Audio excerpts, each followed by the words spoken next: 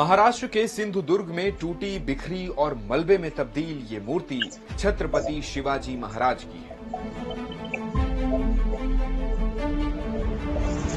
तेज हवा की वजह से ढहने के ठीक 266 दिन पहले 4 दिसंबर 2023 को प्रधानमंत्री नरेंद्र मोदी ने इसका अनावरण किया था। मूर्ति गिरने पर जब विवाद बढ़ा तो पीएम मोदी को खुद इस पर माफी मांगनी पड़ी। मैं आज सर झुका करके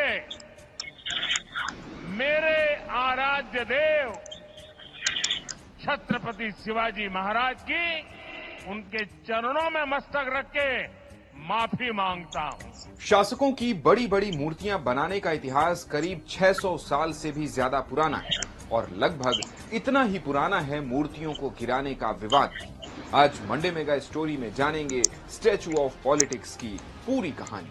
1939 को जर्मनी के एक गुफा में शेर की सिर वाली खंडित मूर्ति मिली जिसे लॉयन मैन कहा गया। इस मूर्ति को 35 से 41 हजार साल पुरानी बताया गया। हालांकि दुनिया की पहली आदमकद यानी 5 फीट 11 इंच की मूर्ति उर्फा मैन की है। 11,000 साल पुरानी मेसोपोटामिया सभ्यता की ये मूर्ति तुर्की में पाई गई। अब जानते हैं उस दौर की कहानी जब राजा महाराजा और शासकों ने अपनी ताकत दिखाने के लिए बड़ी और भव्य मूर्तियां बनवाई। इसकी शुरुआत करीब 600 साल पहले 15वीं शताब्दी में हुई। ये विज्ञान और कला के लिए बदलाव का दौर था। इस वक्त मूर्तियों का इस्तेमाल राजाओं को खुश करने के लिए भी किया जाने लगा। एरागोन की राजकुमारी को खुश करने के लिए बनाई गई इटली के कलाकार फ्रांसिस्को लोराना की मूर्ति इसका उदाहरण है। 1875 से 1886 के बीच न्यूयॉर्क में बनी स्टैचू ऑफ लिबर्टी और 1967 में बनी the Motherland calls Pratima statue politics का सबसे बड़ा उदाहरण है। अगर बात भारत की करें तो इतिहासकार इरफान हबीब के मुताबिक भारत में सम्राट अशोक और मौर्य के समय में कई राजनीतिक स्तंभ और स्मारक बने। आज से करीब 2300 साल पहले मौर्य साम्राज्य में यक्ष, यक्षिणी और दिगंबर प्रतिमाएं बनी। सम्राट अशोक के समय बना अशोक स्तंभ आज भारत का राष्ट्रीय स्तंभ है। 1451 ईस्वी में चालुक्य साम्राज्य के दौर की नटराज, वराह, गोमतेश्वर की बारीक नक्काशीदार मूर्तियां मिली। मुगल काल में मूर्तियां ना के बराबर बनी, लेकिन अंग्रेजों ने इस परंपरा को फिर से आगे बढ़ाया। विक्टोरिया और लॉर्ड कर्जन की मूर्ति इसका उदाहरण है। अब अगर आप सोच रहे हैं कि भारत में तो मूर्ति पूजा का काफी पुराना इतिहास रहा है, तो आइए एक नजर इस पर भी डालते हैं। पूजा के लिए देश में छोटी मूर्तियों का चलन रहा है। हिंदू, बौद्ध और जैन धर्म में मुख्य रूप से मूर्ति पूजने की परंपरा है।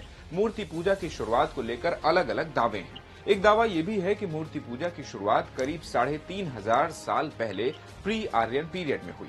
1900 के बाद सोवियत रूस में बड़े बड़े स्मारक और मूर्तियों को बनाने की परंपरा शुरू हुई। बड़ी मूर्तियां बनाने की वजह राजनीतिक थी। रूस की तर्ज पर आजादी के बाद भारत की अलग अलग सरकारों ने बड़ी मूर्तियां बनानी शुरू की। आजादी के बाद ही देश में नेताओं की मूर्तियां बनाने का ट्रेंड शुरू हुआ। 1961 में तमिलनाडु के कांग्रेसी मुख्यमंत्री कामराज ने मद्रास में अपनी प्रतिमा स्थापित करवाई। 1967 में सत्ता में आने पर डीएमके ने सड़क किनारे सीएन अन्नादुरई की बड़ी बड़ी प्रतिमाएं लगवाई। 2007 में बसपा प्रमुख मायावती ने यूपी के सीएम बनते ही भीमराव अंबेडकर, काशीराम और हाथी की बड़ी बड़ी प्रतिमाएं बनवाई। 2014 में एनडीए सरकार ने दुनिया में सबसे बड़ी सरदार पटेल की प्रतिमा बनवाई। फिलहाल ये सिलसिला आगे भी जारी है। दुनिया भर में जिस तरह सरकार में आने पर मूर्तियां बनवाई गईं, उसी तरह सत्ता बदलने पर इन्हें तोड़ा भी गया। करीब 1550 साल पहले रोमन साम्राज्य के दौरान ताकतवर राजा अपने विरोधी राजाओं की मूर्तियों और स्मारक को तोड़ देते थे। भारत में भी पिछले 1500 सालों में मूर्तियों को तोड़ने के सैकड़ों उदाहरण मिलते हैं। इतिहासकार प्रोफेसर रिचर्ड डेविस के मुताबिक एक राजा दूसरे राजा के मंदिर या मूर्तियों को लूट या नष्ट कर अपनी पूर्ण विजय स्थापित करने का संदेश देता था। आज भी इसके उदाहरण देखे जा सकते हैं। रूस यूक्रेन युद्ध के बीच अब तक 60 स्मारकों को तोड़ा गया है। इसी साल शेख हसीना के बांग्लादेश छोड़कर भागने के बाद भी बंग बंधु शेख मुजीबुर रहमान की प्रतिमा को गिरा दिया गया। एक्सपर्ट्स मानते हैं कि बड़ी मूर्तियों का इस्तेमाल पॉलिटिकल टूल की तरह किया जाता है। इसी तरह से कांग्रेस और भाजपा दोनों ने अपने शासनकाल में कई मूर्तियां बनवाई। इस समय बीजेपी शासित राज्यों में देश की 5 सबसे बड़ी मूर्तियां हैं।